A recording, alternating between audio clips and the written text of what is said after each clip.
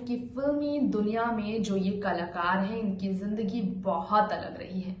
इन कलाकारों की जिंदगी अलग और अनोखी इसलिए भी रही है क्योंकि इन कलाकारों ने अपनी जिंदगी में काफी उतार चढ़ाव का सामना भी किया है। आज दोस्तों हम आप सभी के बीच ये जो खास प्रोग्राम लेकर आए हैं, इस प्रोग्राम में हम आपको बॉलीवुड इंडस्ट्री की स्ट्रॉन्गेस्ट कपल हेमा मालिनी और धर्मेंद्र के बारे में बताएंगे। जितने स्ट्रांग है धर्मेंद्र उतने ही इमोशनल भी है धर्मेंद्र। बहुत ही ज्यादा फैमिली पर्सन वो हमेशा से रहे हैं। एक बार उनके ऊपर वुमन्सिया का टैग लगा था, बहुत ही ज्यादा विमेनाइज्ड है वो, ये टैग लगा था, उन्हें कैसनोवा कहा गया। लेकिन हर एक इल्जाम को सहने वाले धर्मेंद्र के साथ उनके परिवार वाले हमेशा खड़े रहे।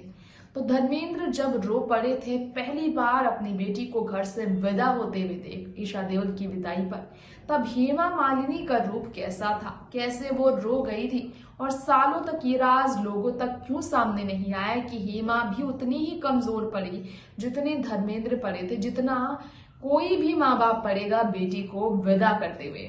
इस खास प्रोग्राम में हम आपको बताएंगे हेमा मालिनी और धर्मेंद्र के परिवार के बीच कैसे बेटी की विदाई के बाद भी धर्मेंद्र की पत्नी हेमा के आंसू नहीं रुके थे। देखिए स्पेशल रिपोर्ट।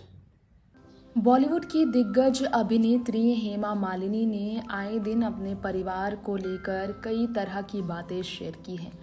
आज हम आपको बताने जा रहे हैं हमारी खास रिपोर्ट में आज हेमा मालिनी के बारे में कुछ ऐसी बातें जो शायद आप इससे पहले सुने ना हो।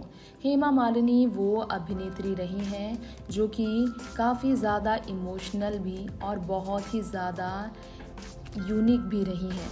इंडियन आइडल के सेट पर ईशा देओल अपनी बेटी की बातें सुनकर जो हेमा मालिनी रो पड़ी थी, आज हम आपको बताने चाहेंगे उस हेमा मालिनी की ऐसी बातें जिन्होंने काफ़ी अलग अलग तरह की बातें सुनी हैं।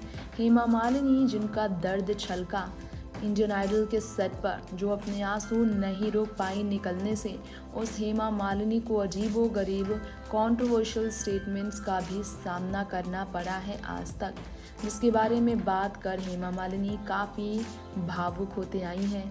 आज हम आपको बताने चाहेंगे कि मथुरा की भारतीय जनता पार्टी से लोकसभा सांसद बनने वाली हेमा मालिनी ने कई तरह की बातें जो आज तक शेयर की, जो बहुत छोटी उम्र में बतौर स्टेज परफॉर्मेंस आ गई थी बॉलीवुड इंडस्ट्री में। हेमा मालिनी के बारे में कहा जाता है कि उन्हें ट्रोल करने वाले कम नहीं, राजनीति में भी उन्हें लेकर तमाम तरह के उन पर हमले हुए हैं। ज़ुबानी हमले की बात करें या फिर बात की जाए किसी और मामले की, हेमा मालिनी को जिस तरह से पब्लिकली क्राई करते हुए देखा गया है, उसकी वजह से हेमा मालिनी की काफ़ी चर्चा कई बार हुई है। आज हम वो सारे इंसिडेंट हम आपको बताने जा रहे हैं जब हेमा मालिनी बहुत ही ज़्यादा इमोशनल हो गई थी। एक बार नहीं कई बार सोशल मीडिया पर अपनी बात रखने वाली हेमा मालिनी को भावुक होते हुए आपने से पहले कभी नहीं देखा होगा। लेकिन हेमा मालिनी को पहले भी रोते हुए देखा गया था। अपनी बेटी की शादी में खूब रो पड़ी थी हेमा मालिनी। बेटी को संभालती हुई हेमा मालिनी की आंखों में आ गए थे आंसू, फिर भी वो खुद को पूरी तरह से स्ट्रांग रखने की कोशिश कर रही थी क्योंकि धर्मेंद्र के आंसू नहीं रुक रहे थे। तो हेमा मालिनी ही थी जिन्होंने धर्मेंद्र को संभाला। ईशा देओल की शादी समारोह का ये नज़ारा जो हम आपके बीच पेश कर रहे हैं, इस नज़ारे को देखकर आप यकीन ज़रूर करेंगे लेकिन क्यों इतना भावुक हेमा मालिनी रही। मुंबई के अपने आलीशान घर में जब अपनी बेटी को विदा कर रही थी हेमा मालिनी, तब हेमा मालिनी काफ़ी इमोशनल हो गई थी और वो रो पड़ी थी अपनी बेटी को विदा करते हुए, क्योंकि बेटियां ही थी काफ़ी ज़्यादा जो हेमा मालिनी का ख्याल रखती थी। धर्मेंद्र से शादी के बाद हेमा मालिनी मिसेस धर्मेंद्र देओल तो बनी, लेकिन दूसरी पत्नी होने की वजह से, धर्मेंद्र की दूसरी पत्नी होने की वजह से हेमा मालिनी को धर्मेंद्र का साथ हमेशा नहीं मिला। दरअसल शादी का एक राज आपको शायद मालूम ना हो। जिस शादी में धर्मेंद्र शामिल हुए हेमा मालिनी के लिए, उस शादी के बारे में एक राज धर्मेंद्र को लेकर हेमा मालिनी को लेकर खुला।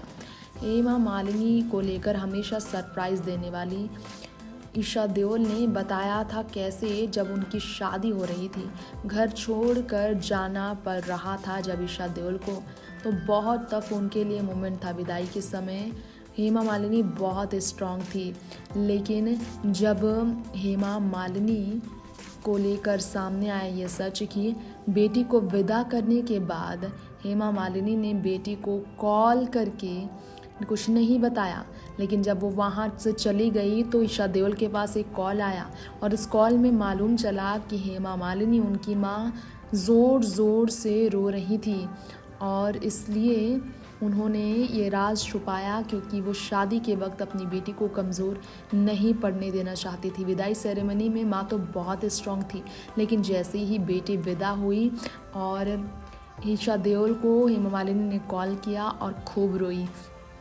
आज जो भी ईशा देओल है वो अपनी माँ की वजह से सबसे ज़्यादा है।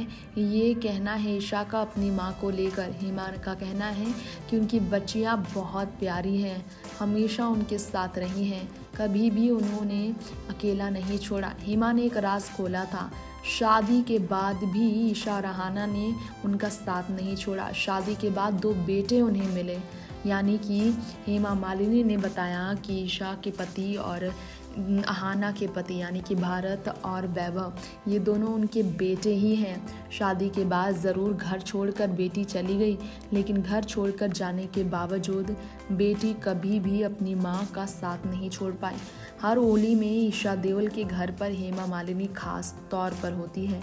कहा जाता है कि हेमा मालिनी अपनी बेटी को जब संभालती हैं तो वो ज़्यादातर चुप रहती हैं, लेकिन हाँ ये भी सच है कि ईशा देओल की शादी